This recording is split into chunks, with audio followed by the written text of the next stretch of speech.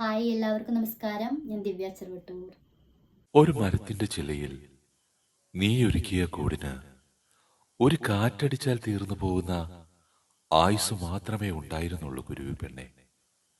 പക്ഷേ ആകാശ നീലിമയിൽ അതിനുള്ളിലിരുന്നു കൊണ്ട് നീ കണ്ട സ്വപ്നങ്ങൾക്ക് ആയുസ് കൂടുതലായിരുന്നു.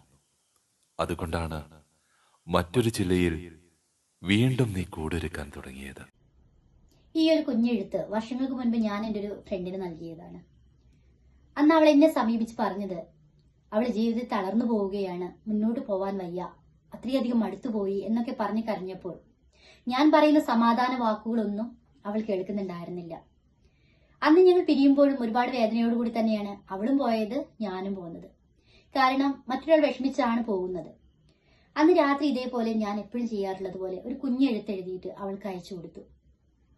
കുറച്ച് സമയങ്ങൾ കഴിഞ്ഞപ്പോൾ അവൾ എന്നെ കോണ്ടാക്ട് ചെയ്തു. എന്നിട്ട് ആദ്യം പറഞ്ഞത് ഇതാണ്: ശരിയാണല്ലേ ദിവ്യ, കാരണം ഒരു കുഞ്ഞു കൂട്, ഒരു മരത്തിന്റെ ചില്ലയിലൊക്കെ ഒരു കൂട് കൂട്ടി കുട്ടികളെയും കൊണ്ടൊക്കെ ഒരു പക്ഷി ജീവിക്കുമ്പോൾ എപ്പോ വേണമെങ്കിലും ആ കൂട് ഒരു മഴ പെയ്താലോ കാറ്റടിച്ചാലോ തകർന്നു പോയേക്കാം. അതേപോലെ വെയിലേറ്റാൽ വളരെയധികം സഹിക്കാൻ കഴിയാതെ ചൂടുണ്ടായേക്കാം. എന്നിട്ടൊക്കെ ജീവിക്കുന്നുണ്ടെങ്കിൽ അവർക്ക് അത്രയധികം പ്രതീക്ഷകളോട് കൂടിയാവുമല്ലോ അവർ ജീവിക്കുക. അവരുടെ കുടുംബത്തെയും കുട്ടികളൊക്കെ അവർ അത്രയധികം സ്നേഹിക്കുന്നുണ്ടാവില്ലേ എന്ന് പറഞ്ഞു. അത് കേട്ടപ്പോൾ എനിക്കൊരു സന്തോഷം തോന്നി. കാരണം ജീവിതത്തിൽ ഒരാളുടെ മനസ്സിനൊരു സമാധാനം കിട്ടുന്ന ഒരു കുഞ്ഞെഴുത്തായി അത് മാറിയല്ലോ.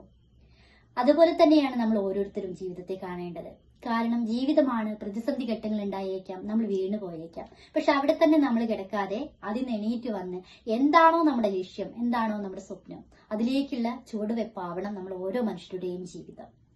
നമ്മുടെ മനസ്സിലൊരു പ്രതീക്ഷയും സ്വപ്നങ്ങളും ഒക്കെ ഉണ്ടെങ്കിൽ ജീവിതത്തിൽ വിജയവും നമ്മുടെ കൂടെ തന്നെ ആയിരിക്കും. Thank you.